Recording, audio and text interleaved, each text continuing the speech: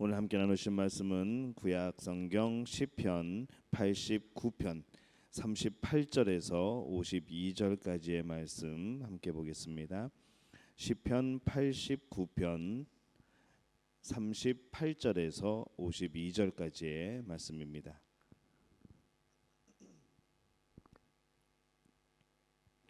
시편 89편 38절에서 52절까지의 말씀 우리 한 목소리로 함께 봉독합니다. 그러나 주께서 주의 기름 부음 받은 자에게 노하사 물리치셔서 버리셨으며 주의 종의 언약을 미워하사 그의 관을 땅에 던져 욕되게 하셨으며 그의 모든 울타리를 파괴하시며 그 요새를 무너뜨리셨으므로 길로 지나가는 자들에게 다 탈취를 당하며 그의 이웃에게 욕을 당하나이다. 주께서 그의 대적들의 오른손을 높이시고 그들의 모든 원수들은 기쁘게 하셨으나 그의 칼날은 둔하게 하사 그가 전장에서 더 이상 버티지 못하게 하셨으며 그의 영광을 그치게 하시고 그의 왕위를 땅에 엎으셨으며 그의 젊은 날들을 짧게 하시고 그를 수치로 덮으셨나이다. 셀라. 여호와여 언제까지니까 스스로 영원히 숨기시리이까 주의 노가 언제까지 불붙듯 하시겠나이까 나의 때가 얼마나 짧은지 기억하소서. 주께서 모든 사람을 어찌 그리 허무하게 창조하셨는지요. 누가 살아서 죽음을 보지 아니하고 자기의 영혼을 소울의 권세에서 건지리이까. 셀라. 주여 주의 성실하심으로 다윗에게 맹세하신 그 전의 인자심이 어디 있나이까. 주는 주의 종들이 받은 비방을 기억하소서. 많은 민족의 비방이 내 품에 있사오니 여호와여 이 비방은 주의 원수들이 주의 기름 부음 받은 자의 행동을 비방한 것이로소이다. 여호와를 영원히 찬송할지어다. 아멘. 아멘. 하나님의 은혜가 오늘 하루의 첫 시간을 주 앞에 드리는 여러분 가운데에 함께할 줄로 믿습니다. 오늘 89편 이제 38절에서 52절까지의 말씀으로 이제 시편의 그 3권의 말씀이 끝나게 됩니다. 이제 내일부터는 이제 시편 제 4권 90편부터 106편까지의 말씀이 또 계속해서 이어집니다. 오늘 이 89편 38절에서 52절까지의 말씀을 보면은 이 하나님의 우리에게 주신 그런 언약의 회복을 간구하는 그런 기도의 내용이 나옵니다. 이 잘못된 것을 고치는 것은 처음부터 올바로 가르쳐서 올바른 길을 걷는 것보다 더 어렵습니다. 이 중간에 고친다는 것, 중간에 바꾼다는 것이 참 쉽지가 않죠.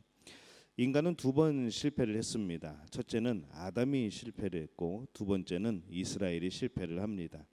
이 첫 번째 실패를 덮어주시고 하나님은 회복시키시려고 또 이스라엘을 택하셔서 언약을 맺었는데 또 이스라엘이 교만해져서 그 언약을 이행하지를 못합니다. 그래서 하나님은 교만한 이스라엘에게 진노하시는 거죠.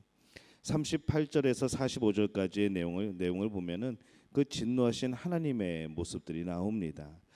이 먼저 언약을 미워했다라고 말씀을 합니다. 39절에 보니까 주의 종의 언약을 미워하사 그의 관을 땅에 던져 욕되게 하셨으며 이렇게 되어 있습니다. 이 미워했다라는 단어의 원래 뜻이 무효하다, 싫어하다 그런 뜻입니다. 이 언약이 무효화됐다는 것은 이스라엘로서는 그 어떤 징계보다 그 어떤 채찍보다 아픈 것이죠. 이 언약이 무효화됐다는 것은 그 족보에서 계보에서 지워버리겠다는 그런 뜻입니다. 부모가 자식이 아무리 잘못해도 웬만하면 족보에서 파내지 않습니다. 몽둥이로 매를 들고 집에서 내쫓아도 호적에서는 삭제하지 않죠. 그런 만큼 이 하나님께서 언약을 미워했다는 것은 실제로 하나님의 백성에서 아예 지워버리겠다는 것이 아니라 그만큼 하나님의 마음이 아프셨다는 그런 표현입니다.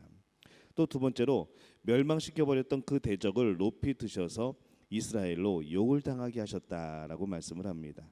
한두 번 잘못하면은 부모는 용서해 줍니다. 그러나 늘 잘못하고 또 알면서도 나쁜 짓 하고 죄를 지으면은 그때는 그냥 용서하지 않는 것이죠.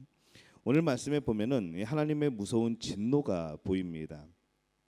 이스라엘과의 언약을 미워하신 것이 사실인 듯이 실제로 이방인처럼 이스라엘 백성을 취급하시고 또 이방인들을 들어서 이스라엘 백성들을 치게 하시는 것이죠. 41절과 42절에 보면은 길로 지나가는 자들에게 다 탈취당하며 그의 이웃에게 욕을 당하나이다. 주께서 그의 대적들의 오른손을 높이시고 그들의 모든 원수들은 기쁘게 하셨으나, 이렇게 말씀을 합니다. 여러분, 하나님께서 이렇게 진노하시도록 해서는 안 되겠죠. 혹 이런 진노 앞에 있다면은 속히 우리가 회개하고 돌아와야 합니다. 하나님은 원래 진노하시는 분이 아닙니다. 하나님은 복을 주시고 은혜를 베푸시기를 원하는 분입니다. 우리가 하나님께서 진노를 베푸시는 것은 바로 우리가 빨리 돌아오기를 원하시는 그런 하나님의 마음인 것이죠. 우리가 이런 진노 앞에 있다면 여러분 어떻게 하시겠습니까? 오늘 시인처럼 여러분도 하시기 바랍니다. 이 시인이 어떻게 했는가 하면은 언약을 지키지 않아서 고통당하는 자가 고통당하는 그 자기 민족을 구원해 달라고 하나님 앞에 간구하고 있습니다. 이 하나님께서 다윗에게 언약을 세우시고 그 위가 그 자리가 견고하고 영원할 것이라는 축복을 약속하셨는데, 지금 현실은 그 언약이 무효화된 것처럼, 그런 상황처럼 보이는 것이죠. 이 같은 진노의 내용으로 보아서 결코 용서할 것 같지 않아 보이는 그런 하나님의 진노이지만은 이 전체 내용으로 보면은 하나님이 다시 돌아오게 하시려는 바로 그런 채찍질이구나라는 것을 보는 겁니다. 하나님께서 용서의 길을 열어놓으시고 진노하고 있는 것처럼 보이는 것이죠. 이것을 잘 알았던 시인은 이 언약에 관계된 두 가지 사실을 놓고 기도를 하고 있습니다. 먼저 인간의 연약함을 강조를 합니다. 하나님, 인간이 원래 연약하지 않습니까? 라고 간구하는 것이죠. 47절에 보니까 나의 때가 얼마나 짧은지 기억하소서. 주께서 모든 사람을 어찌 그리 허무하게 창조하셨는지요? 라고 그렇게 간구를 합니다. 자신의 생명의 때가 그리 길지 않기 때문에 지금 당장 구원해 달라는 그런 절박한 호소입니다. 하나님, 내가 살아있을 때 하나님 구원의 역사를 이루셔야 되지 않겠습니까? 라는 그런 간구이죠. 또 인간은 그대로 두면은 죽을 수밖에 없는 그런 연약한 존재이기 때문에 하나님께서 지금 은혜를 베푸셔서 이 절망 가운데 있는 이 백성들을 구원해 달라는 겁니다. 또 이 두 번째로 하나님의 인자하심, 하나님의 성실하심에 대해서 기대하며 하나님 앞에 또 간구를 합니다. 주의 인자하심과 성실하심은 이 시편 89편 전체에 흐르는 중심 주제입니다. 또 그 앞에서도 우리가 다윗의 시를 살펴봤지만은 이 다윗이 항상 말하는 것은 하나님의 인자하심, 하나님의 자비하심, 그리고 성실하심이었습니다. 이 시인은 이 주제에 근거하여서 하나님께 간구하는 겁니다. 49절입니다.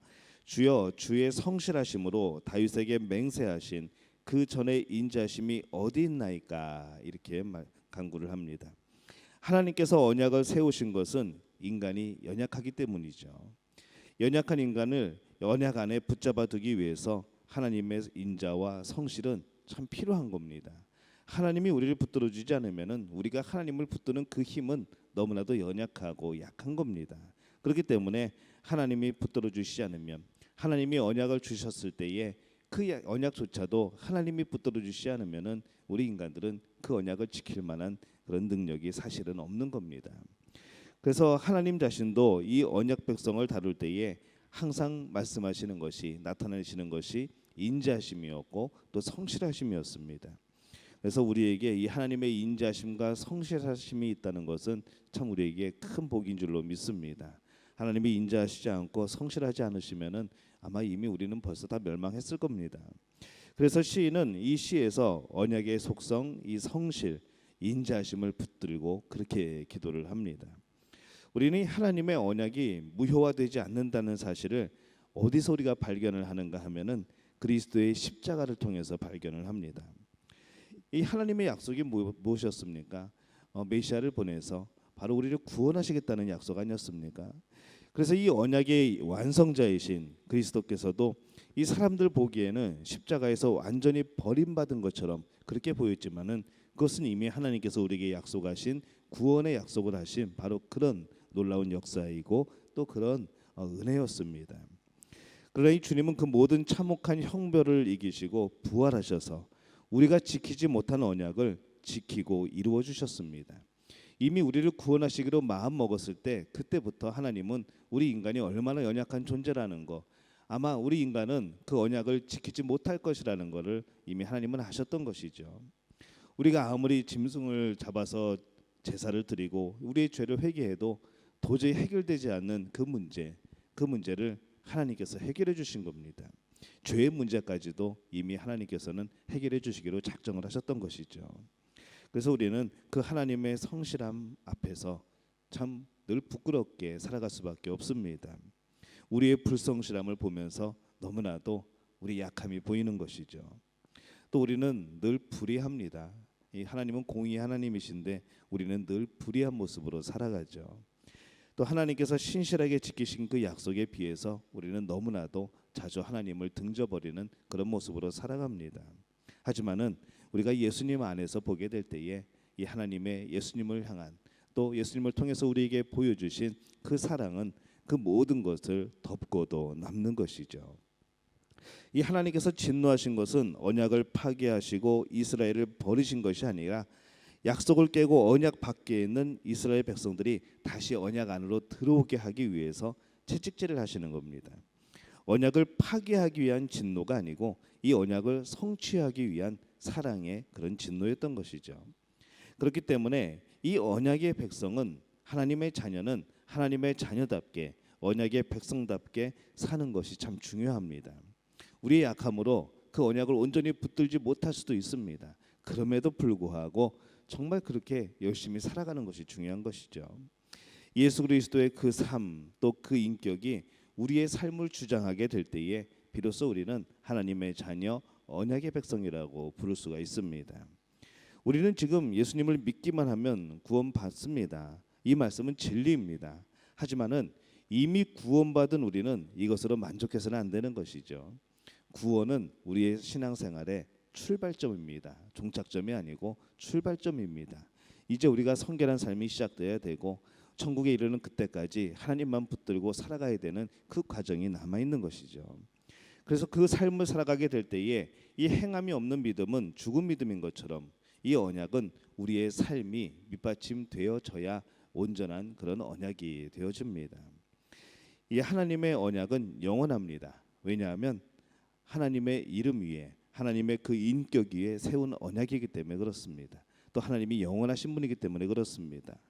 그래서 구원받기 위해서나 내 자신의 행위를 드러내기 위해서 우리가 언약을 지키는 것이 아니라 하나님의 영광을 위하여서 또 하나님의 자녀됨을 나타내기 위하여서 하나님이 우리에게 지키신 그 언약에 대해서 우리가 응답하는 마음으로 그렇게 살아야 되는 것이죠. 이 땅에서는 그 언약을 받은 백성으로서 하나님의 자녀로서 빛이 되고 소금이 되는 그런 삶을 살아야 합니다. 오늘 우리의 삶은 어떻습니까? 언약의 백성처럼 살아가고 있습니까? 이제 우리에게 주신 언약이 뭘까요? 구원받은 이들은 이제 영원한 천국이 우리의 언약입니다. 다시 오신다고 약속하신 그 예수님의 말씀이 그 약속이 언약인 것이죠. 우리는 그때까지 다시 한번 예수님을 붙드는 삶이 이어질 줄로 믿습니다.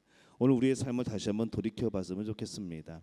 내가 정말 그 언약을 붙들고 살아가고 있는지, 이미 그 언약을 놓치고 잊고 살아가고 있지는 않은지, 내 모습은 정말 세상에서 빛과 소금이 되고 있는지, 아니면은 여전히 밖에 버려지는 밟히는 그런 소금의 모습이 되지는 않았는지, 또 빛을 잃어버리진 않았는지, 오늘 우리가 우리 자신을 살피면서 다시 한번 하나님의 언약의 백성으로 살아가기를 다짐하는 또 결단하는 우리 믿음의 가족들이 되시기를 바랍니다. 오늘 이 말씀의 은혜가 여러분과 함께할 줄로 믿습니다. 우리말 성경으로 제가 말씀 한번 읽어보겠습니다. 그러나 주께서는 기름 부으신 이를 미워해 쫓아버리셨고 그에게 진노하셨습니다. 주의 종과 맺은 언약을 무효로 만드시고 그 왕관이 땅에 던져져 먼지를 뒤집어쓰게 하셨습니다. 주께서는 또한 그 모든 벽을 허물고 그의 요새를 황폐하게 만드셨습니다.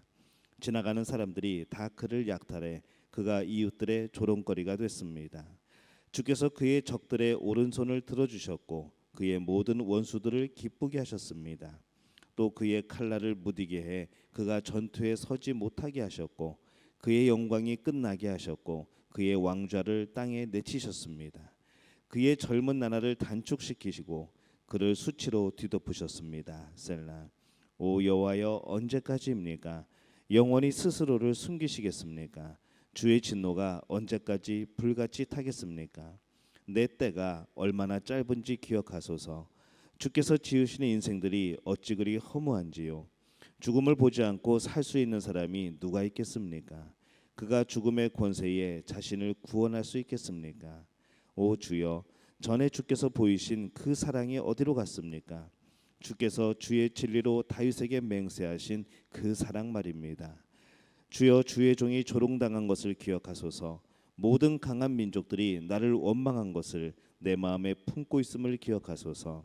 오 여호와여, 주의 적들이 그것으로 조롱하고 그들이 주의 기름 부음 받은 이의 발걸음을 조롱했습니다. 여호와를 영원히 찬양하라. 아멘, 아멘. 오늘 하나님께서 여러분의 삶에 또 여러분의 심령 가운데 놀랍게 역사하실 줄로 믿습니다.